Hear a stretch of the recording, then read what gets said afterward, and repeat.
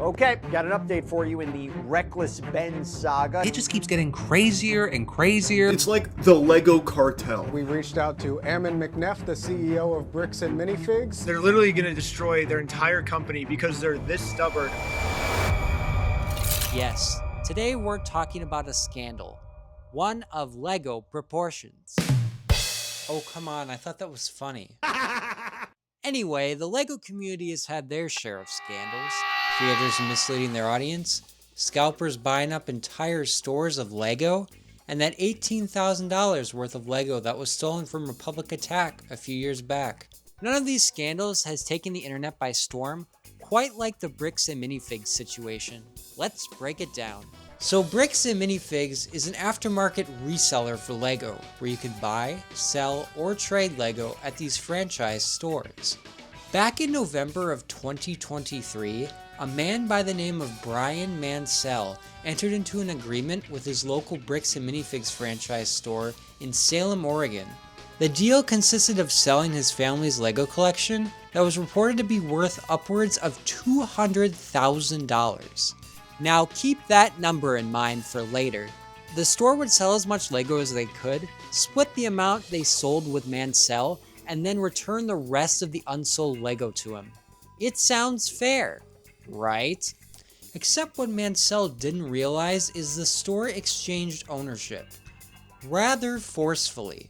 So when he returned to the store in early 2024, the new owners knew nothing about the agreement and couldn't find any of the Lego collection in their inventory. It was essentially gone. Now this is where it gets interesting, because Benjamin Schneider, aka Reckless Ben, enters the arena, the battleground of YouTube. Reckless Ben had put out a call to find and investigate more stories on his channel, and this story would be the one chosen. Reckless Ben made a series of videos accusing the Bricks and Minifigs franchise of theft regarding this Lego collection.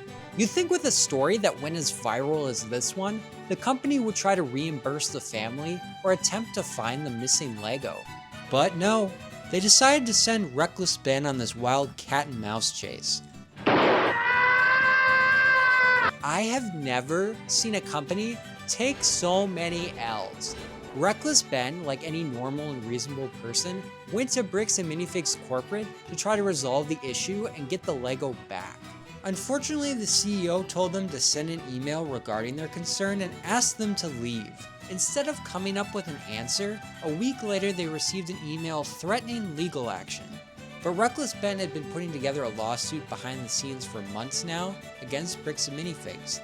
At the moment they were about to win and resolve the issue in court, but instead they decided to shut down the entire store. So he decided to sue franchise executive Joshua Johnson personally. Reckless Ben tried to serve legal papers to franchise executive Joshua Johnson at his home in American Fork, Utah. Yeah, he drove all the way to Utah for this. He ended up getting stopped by the police multiple times. At one point, the police ended up searching the vehicle for illegal substances. The police apparently got a call that we had heroin on us. This officer is going to conduct a search of your person because there are illegal substances in the vehicle. In this case, for upwards of 3 hours, and then Reckless Ben was arrested twice. And then the corruption comes into play, or at least the little inconsistencies within the story. I stole the Legos? Yeah, you're a fucking thief. Dang. Josh had actually admitted to Ben that if he tries to sue him, he'll come out and say that Ben stole all the Lego, which is oddly accurate for the warrant that allowed the police to search Reckless Ben's home because of a supposed stolen Lego that may be in their possession. And that's what really gets to me.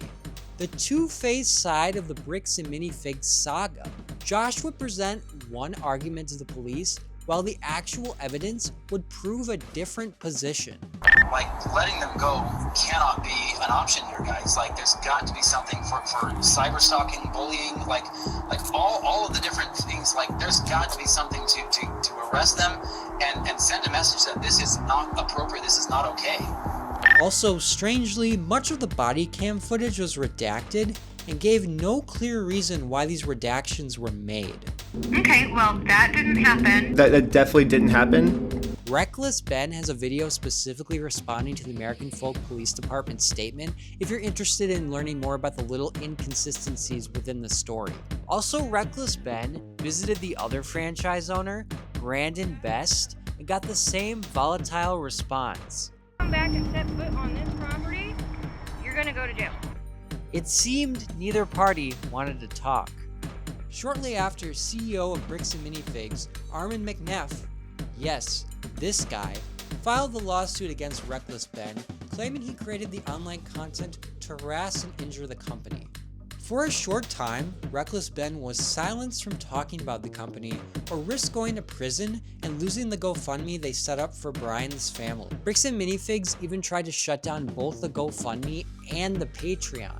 They wanted to stop Reckless Ben from receiving any compensation for his videos and compensation for Bryan's family. We would be now providing additional information and fodder for this defendant to create videos from which he could profit by placing them on YouTube at the expense of our victim. Now, Patreon seems to be one of the only corporate entities within this story that understands the current public sentiment. Because in a surprising turn of events, Patreon basically told Bricks and Minifigs to take a hike. So after an extensive review and investigation by Patreon's trust and safety team, we have in fact unfortunately determined that Bricks and Minifigs can stuff it. We're keeping Ben's page up. And if Bricks and Minifigs doesn't like that, they can sue us. Patreon out. Now, what's the key to resolving this case? Well, do you remember that $200,000 from earlier?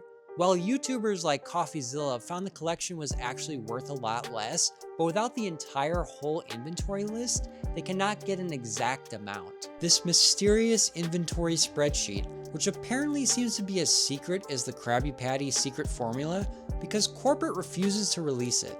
They insisted each and every time that they were not responsible for the missing Lego, and blamed the previous owners for stealing the Lego collection instead. And each time they insisted, they reached out to Mansell to negotiate a deal. When we took over, we did an inventory. I've never received an inventory list. I've never received a record of sales. And it's now, what, a year and a half later? You know, who knows what. Still no inventory. It felt like this guy was basically just doing a press tour. If you say the same thing enough times, like a broken record, regardless of if it's true, it's gonna stick to people and people tend to believe it. I believe in the sentiment of integrity, and I believe everyone should have integrity. What makes it worse is during this time, Reckless Ben had a gag order that was lifted by a judge, but during that time, he could not speak out about his side of the story, while Bricks and Minifigs was straight up lying. For the record, this video was recorded on Monday, July 13th, and this case is still ongoing, so I imagine we'll see updates from Reckless Ben moving forward. As of today, Reckless Ben is facing 4 misdemeanor charges in Utah. In Provo, Utah, he's charged with disorderly conduct and commercial obstruction for going to Bricks and Minifigs headquarters. And then there's another 2 in American Folk, Utah, charged with stalking and targeted residential picketing for trying to serve franchise owner Josh Johnson with that original lawsuit. Now, why am I making this video? 2 reasons. I grew up building Lego and making these stop motion animations for most of my childhood. If my whole Lego collection disappeared just like that, I would definitely have a lot of urgency to try and get it back. Well, there goes my afternoon. Also, as someone that has graduated and majored in video production, not only is this scandal just really interesting to watch unfold, but the documentary filmmaking side of these videos is really compelling. Whatever side of the dispute you're on, well, most of the internet is on one side of it, but I really have to give props to Reckless Ben, who has crafted such crazy and informative videos in this situation. His videos aren't just spectacle. Time and time again, he decided to use evidence to his advantage. The journey from trying to get this Lego collection back that has now landed him pleading his case in federal court. To me, the craziest part of this story is how avoidable the situation was.